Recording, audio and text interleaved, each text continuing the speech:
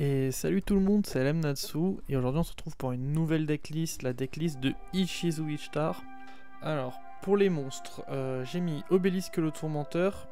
Alors je sais qu'elle ne joue pas dans l'animé, pourquoi je l'ai mis Obélisque déjà voilà, je vous rappelle c'est des decks où j'essaye que toutes les cartes soient en un seul exemplaire. Donc il fallait trouver des cartes pour Ishizu, c'était pas forcément évident. Et ma logique avec Obélisque c'est que elle l'a volé à Marek et c'est elle qui la donne à Kaiba. Donc elle aurait pu l'avoir dans son deck à un moment donné. Donc pourquoi pas lui mettre un petit obélisque. Un golem du millénium. Donc ouais, vous verrez que j'ai mis plusieurs cartes du millénium. Le scorpion millénaire. Le bouclier millénaire. Donc, toutes ces cartes là qui ont été retrain pour le deck de Solomon. Un Zolga. Et en fait on s'est aussi beaucoup inspiré des retrains de ces cartes justement qui ont été jouées dans Tyr à l'époque.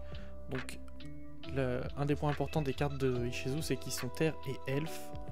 Donc du coup on va pouvoir jouer Zolga et Zolga le prophète. Mudora qui va gagner de l'attaque en fonction des elfes au cimetière. Mudora l'oracle de l'épée. Kelbeck l'ancienne avant-garde. Agido l'ancienne sentinelle. Keldo le protecteur sacré. Et en fait du coup le point commun de tout ça en plus des retrains, c'est qu'il y en a deux qui vont nous permettre d'envoyer des cartes de notre deck au cimetière et deux qui vont nous permettre d'en remettre dans le deck. Et vous voyez que c'est important au niveau de notre stratégie, notamment dans les magies pièges.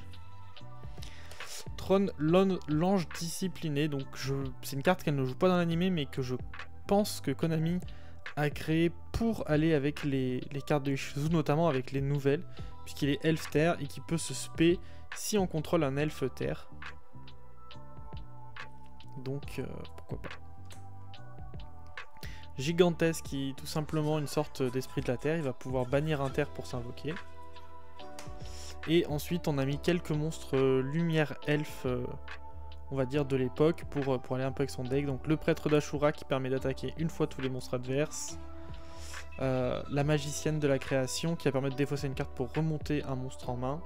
Elle surtout qu'elle me faisait penser un petit peu à Ishizu dans son design, dans l'artwork, voilà, avec son petit voile, etc. Athéna, puisque ça joue aussi avec les elfes au cimetière, comme Mudora, donc je me disais pourquoi pas. Je trouve ça sympa d'avoir Athéna dans un deck rétro. Et Skelangel, qui est un elfe qui va nous permettre de piocher. Voilà. Ensuite, pour les magies et pièges, donc déjà un petit jeton, puisque on a un jeton, enfin on a une carte qui invoque un jeton, qui est la pomme d'or, donc voilà le petit jeton qui va avec. Vous allez voir qu'ici j'ai fait l'inverse, d'abord les pièges puis les magies, parce que je trouvais que c'était plus intéressant, notamment dans les retrains des cartes. Un nid d'insectes piquants, donc qui va permettre d'envoyer nos cartes de notre deck au cimetière, les 5 premières. Donc ça je vous dis c'est important d'avoir des cartes aussi qui vont pouvoir les remettre et envoyer des cartes, puisque toute notre stratégie va tourner autour de permutation des mondes, et soit d'envoyer des cartes de deck au cimetière pour pouvoir l'activer, soit de avoir elle-même au cimetière pour pouvoir activer d'autres effets de cartes. Le contre-coup sacrificiel qu'Ishizu a joué contre Kaiba. Le contre-coup de la destinée, donc qui est un retrain du contre-coup sacrificiel, et qui va tout simplement avec, puisqu'ici bah, c'est ce qui se passe dans l'animé quand Ishizu le met dans Obélisque et que finalement Kaiba sacrifie son Obélisque. Le piège des protecteurs du tombeau, donc ça c'est un petit peu la carte maîtresse du deck. Déjà bah, on voit Ishizu sur la carte, donc on peut se dire qu'on peut la mettre dans son deck. Et c'est la carte qui va nous permettre d'aller chercher nos monstres elfes terre et de jouer avec ceux-ci, donc plutôt sympa. Une charité gracieuse pour piocher et surtout pour défausser, parce qu'on a vu qu'on voulait des cartes dans notre cimetière. Comme d'habitude, les cartes qui sont un petit peu dans tous les decks, donc Monster Reborn, Violent Orage, Trou Noir. Charge de l'âme, donc Ishizu ça l'a joué dans son deck, dans son duel contre Kaiba.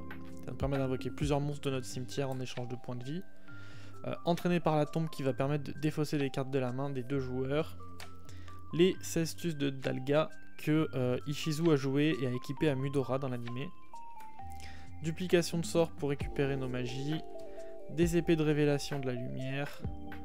un Ririoku pour booster nos monstres, un sarcophage doré pour aller essayer d'aller chercher plus rapidement justement notre piège. La bourse des âmes pour aider nos invocations, l'enterrement prématuré pour invoquer du cimetière et la permutation de créatures. Voilà, j'espère que cette petite vidéo vous aura plu, n'hésitez pas à vous abonner, liker et commenter, et je vous dis à la semaine prochaine. Des bisous.